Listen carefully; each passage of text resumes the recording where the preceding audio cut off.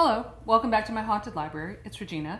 Today I'm starting the first of my summer series called Regina's Haunted Drive-In, and I'm going to try to make something right here.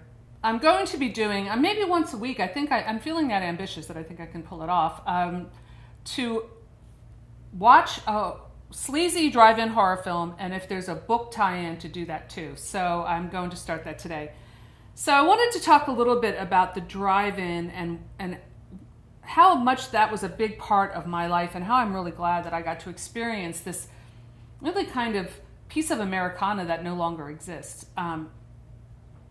We used to go to we had a couple movie theaters. I grew up in a very rural, farming community that became more suburban as I got older. And the only source of entertainment besides our old black and white TV that we kept in the attic, and Batilda can swear to this, it got such bad reception where we lived on a mountain that we had to take turns holding the antenna in order to watch Creature Feature on Saturday night. It was really kind of sad.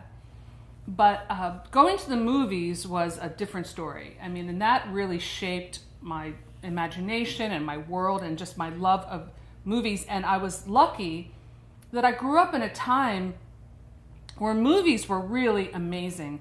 It was the time of the Hollywood New Wave and the young Hollywood, and artists like Peter Bogdanovich and Martin Scorsese. These were the up-and-coming young filmmakers making edgy, cool movies, and going to see Alien for the first time in a movie theater.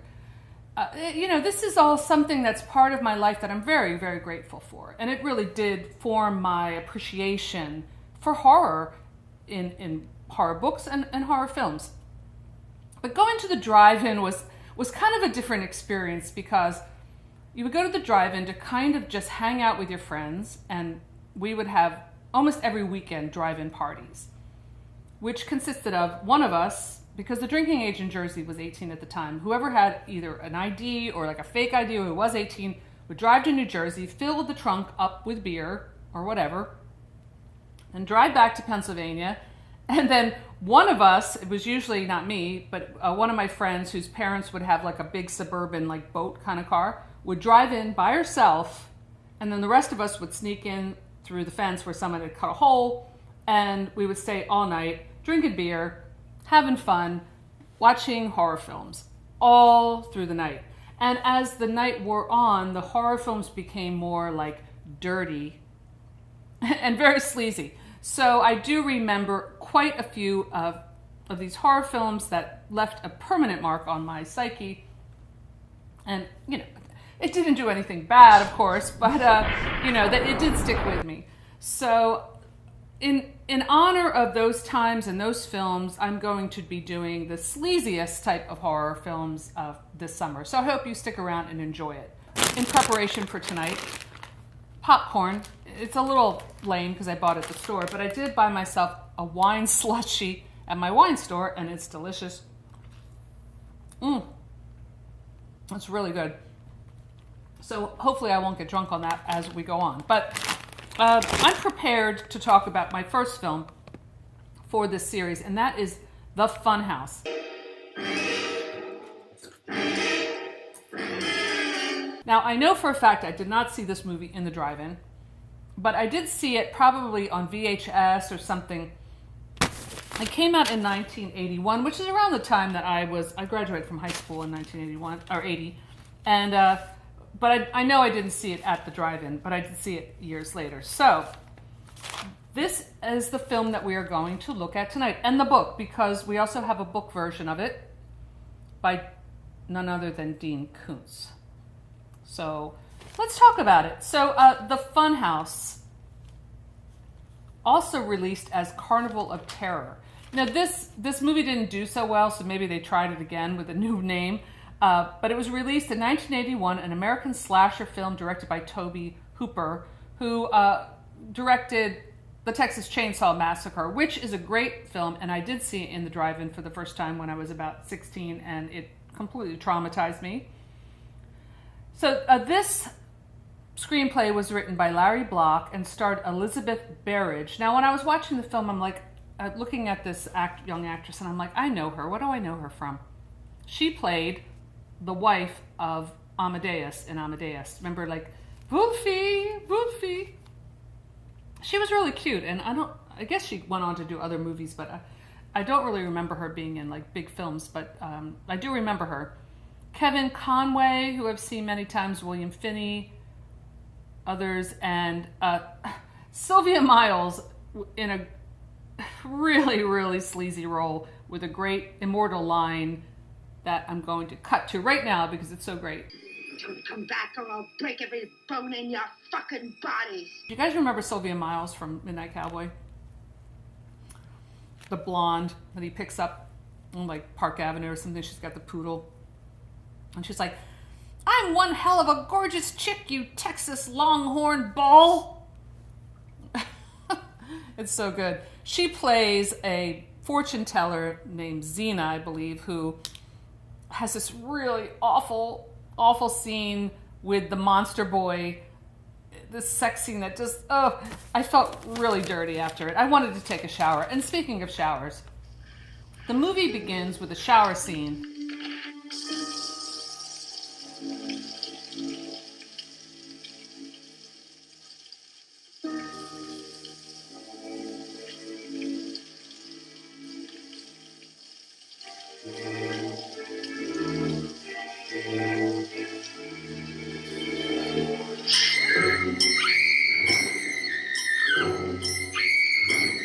That is an homage to both, I guess it would be Friday the 13th where you're looking through the mask, or is that Halloween? One of the two.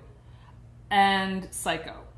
So it does this homage where the little brother, Joey, sneaks up on his sister in the shower as like the psycho killer and tries to stab her, and then it's total Psycho reference, and then you see that it's just a rubber knife and he's just staring at his sister's boobs.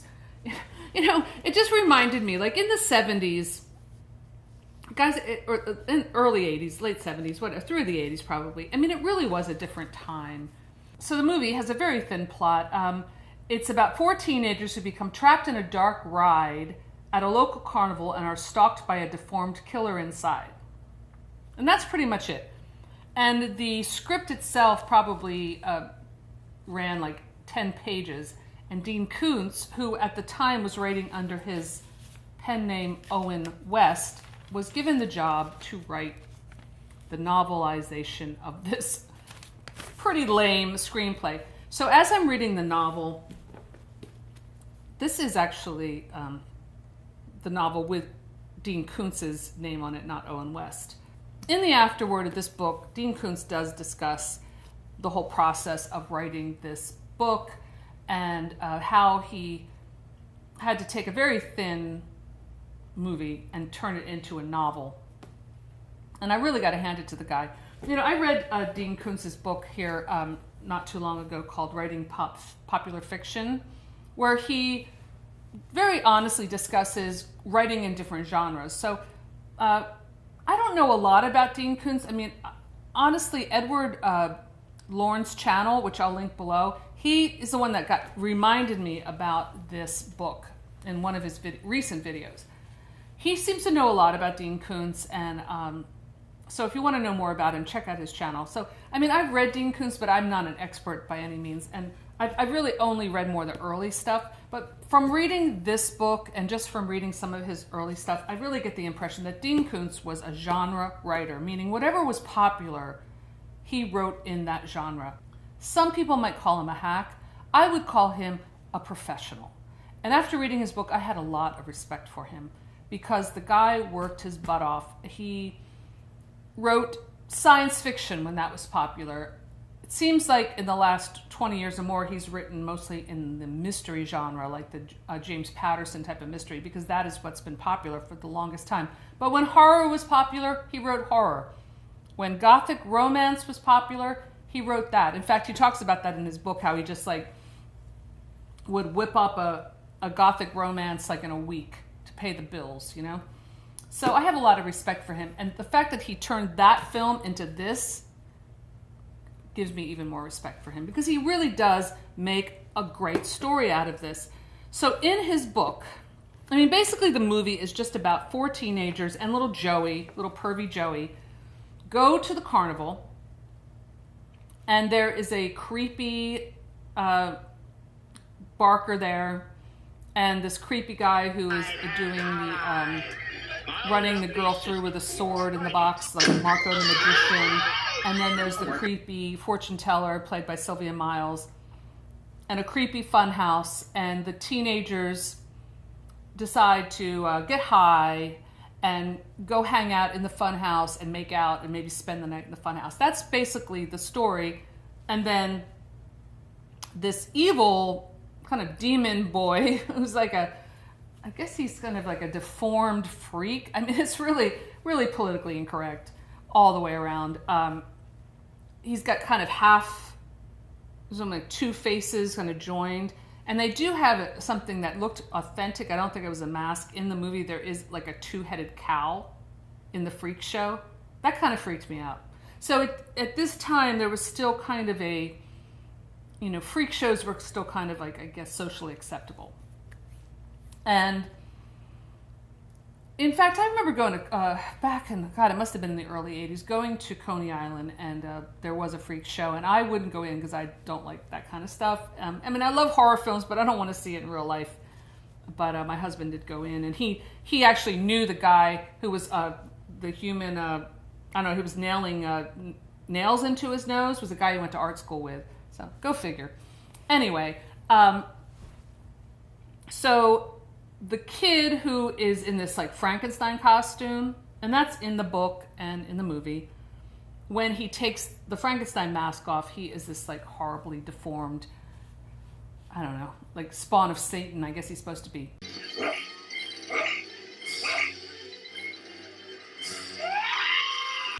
In the book, Dean Koontz sets it up, and I think the beginning of the novel is actually very compelling. It's about this young woman named Ellen who married this carny guy. Now, my mother always told me, don't date the carnival guys. I mean, she really did tell me that. Now, not everybody listened, but that was her advice. So, but Ellen didn't take that advice. She dated the carny guy. She got pregnant and birthed this like demon child. So when the novel opens, she's in the trailer, very depressed. She didn't want this life. The sounds of the calliope are wafting through the trailer windows. There's a storm on the rise. And the drunker she gets, the more she is compelled to kill this demon child, this baby that's in the crib. Only the baby fights back. And he's like tearing at her and he's biting her and scratching her superhuman strength.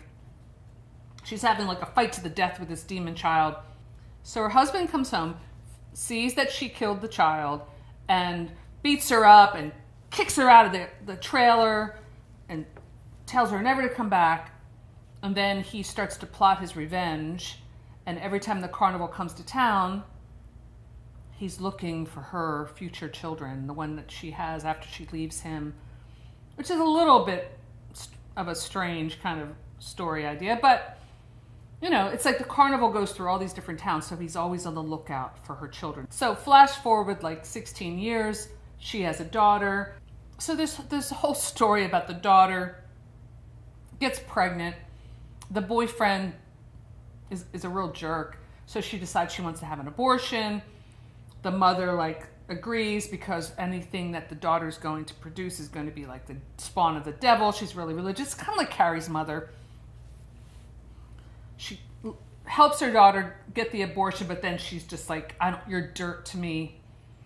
So then the daughter's like, well, if I'm dirt, I'll just be like a complete slut now. So she starts hanging out with her friend Liz, I believe, who's this really total promiscuous slutty girl, kind of a nymphomaniac. So they start hanging out, and now they're going to go to the carnival and go wild with the boys. So they smoke pot laced with PCP, and they go into the funhouse, and then it kind of picks up where the movie starts right there. I did have kind of high hopes for the film when I saw that the director also did Texas Chainsaw Massacre, which is a great, great horror film, really successful in a sleazy way. And like I said, I did see that at the drive-in, and it scared me very, very deeply. And I probably will do that this summer. I'll do that film. This one wasn't quite on that level. It was more like, it was silly. Like, I don't think that it would really scare people. The demon boy killer kind of, it looked like kind of like a mask. And then I did like the kill scene when the one guy, and I dated a guy in high school who wore those glasses and did the sweater tied around his, that's real. That happened.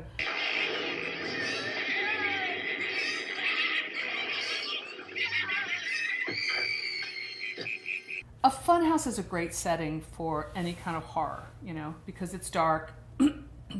There are things popping up at you.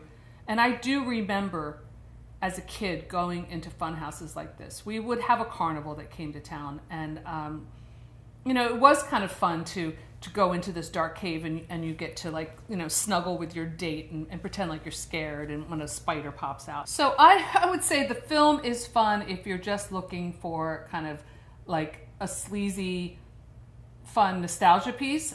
I don't think anyone's going to be scared of it today, but I guess it's worth checking out just for the fun factor.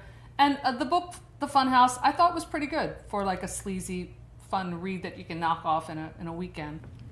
So Batilda is here to join me, and I'm going to find out what she thought of it. Now, she's feeling a little bad just because she just got out of the hospital with a blood transfusion, but she's getting back on her feet. So Batilda, what did you think of The Funhouse? Well, I thought The Funhouse was the perfect drive-in movie. You can make out with your boyfriend during most of it, and then just come up for air during the kill scenes. I loved it. Okay. Well, there you have it. So I hope that you will join me and Batilda for the summer doing our drive-in movie nights. Thanks for stopping by. Bye.